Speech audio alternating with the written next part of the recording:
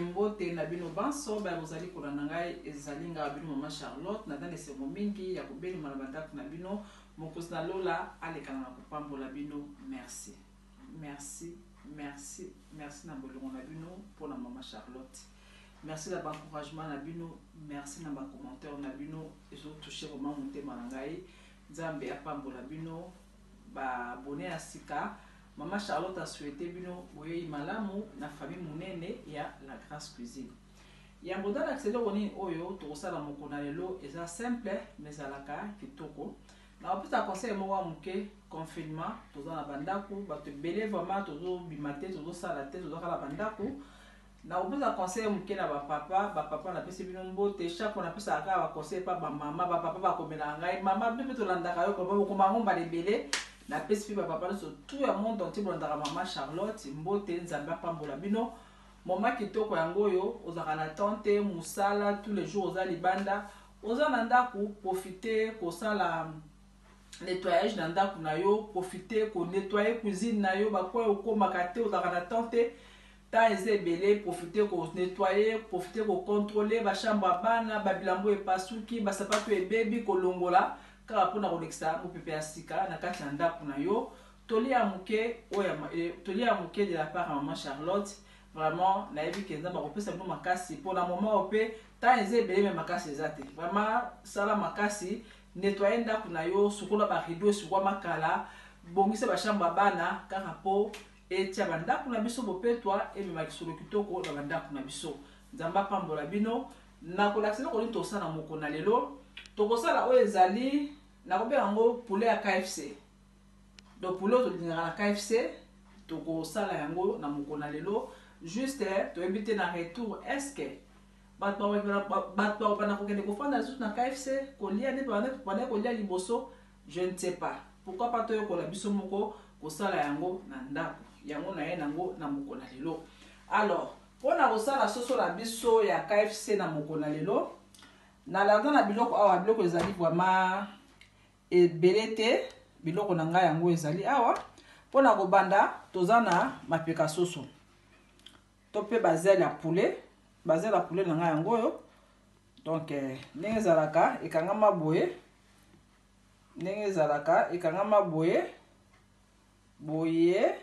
ngasko na diviser yango posa nga ba morceau ya mike boye pona kokalinga ezala facile. Bazel la poulet na ngana na sukola yango très bien yango yo. Alors na ozana na posa ya maki na ozana na posa ya ingrédient principal ezali chapelure oyo na ozana ngo besoin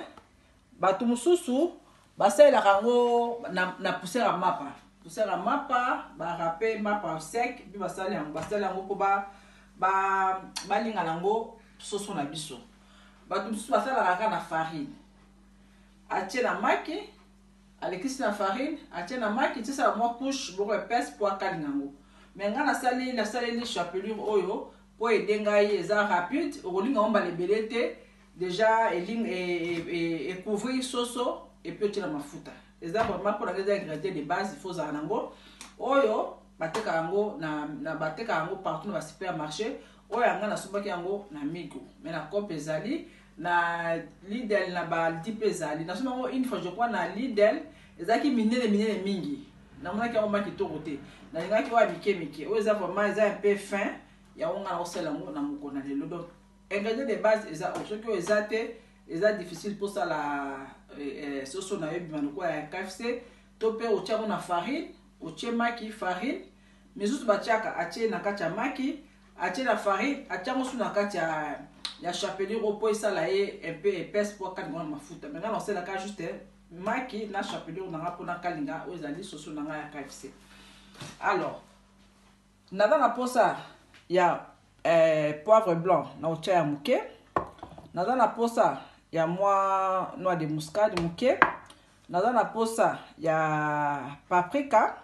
to pe poivron rouge na otia na kati ya soso na nga muke o ezali vraiment piment na biso de rataba ya poussière donc ce bana ba olia te o tie piment pour ça la effet wana pilipili to ka na KFC to ki pe bana ba olia o longoli yango tie le pilipili te Alors naza na posa ya bouillon nanga comme d'habitude donc tiaka muke po déjà ye oyo awa aza na mwa sel to soko tondisi mungu na kati awa ekoma makaya boko kolia yango te oyo eza déjà na mwa mungu na kati awa et puis naza na posa ya kikalungu nanga pona kalinga to pe frire oyo ezali basoso nanga. Alors maboko déjà eza bopetwa to bosala te kosukola maboko nde tozoloba de temps en temps tout cas ezala l'habitude no tokotika nango libela na bimaki na leki na simi ba porte ba fenêtre ba nini osukoli maboko no maboko langa ezali propre sikoyo tokolekala ko épicer oyo ezali mapapu ya soso na biso wana toye awa. Alors na otia ne na lobi kotia vraiment mungwa to pe bouillon ebele te muke vraiment donc soko otia yango ebele ezala difficile boliango po déjà chapelure oyo eza na mungwa pe na kati maboko eza propre ne na lobi na tie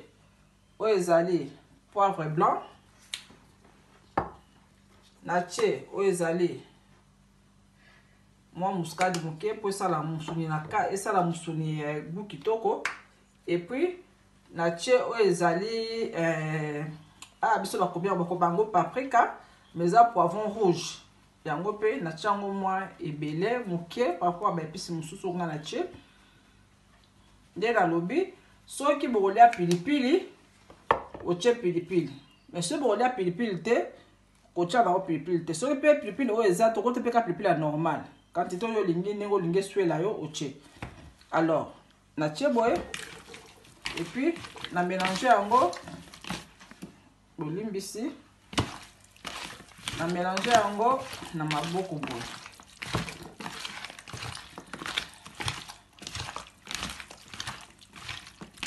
nde nalobi bokebi na mungwa soko otie mungwa ebele emungwa ekoleka bobone esali. Alors sikoyo na oyesa bino nazo juste nazopasola maki nanga et puis natia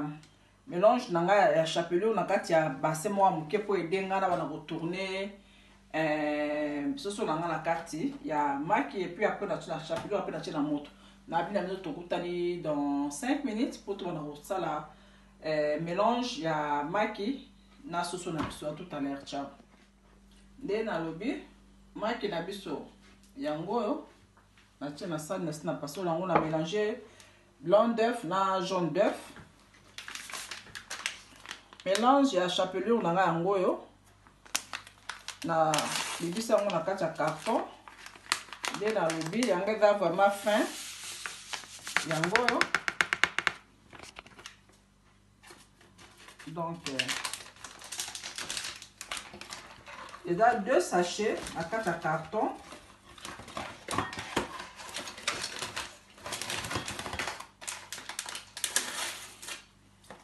donc natie moko na ndambu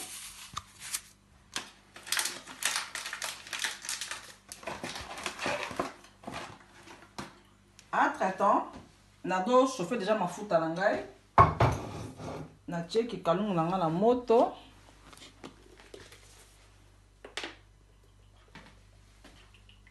faut tia mafuta mo ebele parce que faut soso na yo edinda na kati ya mafuta po ekalingama bien okosala yango mpe na friteuse soko olingi okosala yango mpe na nzungu soko olingi moto ezala ma makasa oleka te natie moto na nga na 6 natie moto na nga na 6 donc natie yango na 7. Alors nazongi awa maboko eza propre nde na oloba na bino sikoyo eloko nazosala awa eza juste nazwi morceau ya poulet nalekisi yango na kati ya maki et puis naye nango nalekisi na kati ya chapelure na nga soki mpoza na olingi mpe kosala na mapa okoka mpe mapa na yo to mpe farine biso basaka nde nasali boye après alekisa yango na kati ya farine mais nga alingaka vraiment farine mingi te donc juste boye okosala yango plusieurs fois soki olingi olekisi na maki ozongisi kuna donc soki olingi même deux fois po ezala ekota vraiment na kati ya nani ma sauce surtout ebata na kati ya ba mélange na yo. Donc yango yo eza vraiment facile. Donc so le ngocha pilipili otie na o pilipili eza problème te. Mais ngalo kwa bana balinga yango do na sala ngo bana na tie pilipili te. Donc plusieurs fois on a le même geste. Dans le bin biso to kutani dans 10 minutes, tu vas na kokalinga o ezali soso na biso ya KFC. À tout à l'heure. Biso wana to zongi. Donc elle est dans le bin na sisi ko sala ma papa soso na ngai, mafuta déjà na tiaki bo mona ke chauffer. Siko to ko na kokalinga o ezali ma papa soso na biso, mafuta za ma bien chauffer. Yango yo na bi mafuta fait dans la moelle belé pour permettre soso na yo ebela. Pourquoi on peut chango na frites soko mingi. Mais ngala sali na kalunga na meda libulu. Donc yango yo vraiment meka bana ba osepela, eza vraiment simple, facile à faire les pieds kitoko. Donc moi il faut dire dans mobimba pour permettre soso na kati ebela très bien. Donc yango yo wana olina biso tokutani dans 10 minutes. Soso na yo ezali présentation na biso na bina bino à tout. Biso wana lisusu tozongi mapapi ya soso na biso to pe bazeli na biso ya poulet yango yo oyo deja tuka suka eza na mafuta oyo nasi na kalingi déjà yango yo. Donc oyo deja nasi na longo na mafuta asala yango présentation. Tala ndenge eza kitoko, vraiment rien à dire. Poulet na biso yango yo soko lingi otia yango na sauce. La sauce eza ebele ba j'aime balinga mwa ba sauce na bango botie na sauce bokoli yango soit na pomme de terre soit na pomme frite. Vraiment eza kitoko. Donc poulet na biso tosala mokona lelo yango yo mpona bana balinga yango mingi eti na ndako. Donc tosaleli bana boye bana baosepela mingi. C'est pas qu'il a partagé les recettes au long de bino. Dans la recette à bana et belé. Donc ce qui matin ils ont mon amké dans la boutique à la recette ndam pour ça la recette ndam pour la bana paix va profiter pour la recette moi miké. Vraiment c'est pas qu'il est là pour partager recette au nabino mais quand ils ont vraiment au monde dans salon ils ont vraiment facile comme bonjour donc au salon on anda kuna bana ba osepela. Donc moi charlotte ko mena suka vraiment on a qui ne c'est mingi. Ya ko partager surtout na bino nzamba pambola bino papa Bakari nzamba pambola batela yo libota no mobimba papa Tony grande fille na Obedine si ma caméra vraiment nzambe a pambola ye musala kitoko bobo sanate ko partager ba vidéo la grâce cuisine bobo sanate ko tika ba commentaire na bino na ko répondre bino vraiment bomoni ba binga ko binga vraiment na zo temps na ko répondre ba tebele nzamba pambola bino bo partager ba vidéo la grâce cuisine ba jeune vraiment bo partager ma vidéo na baninga na bino po esunga pe baninga na komi na suka na lobi moko na lola pambola bino na lobi na bino à la prochaine bye.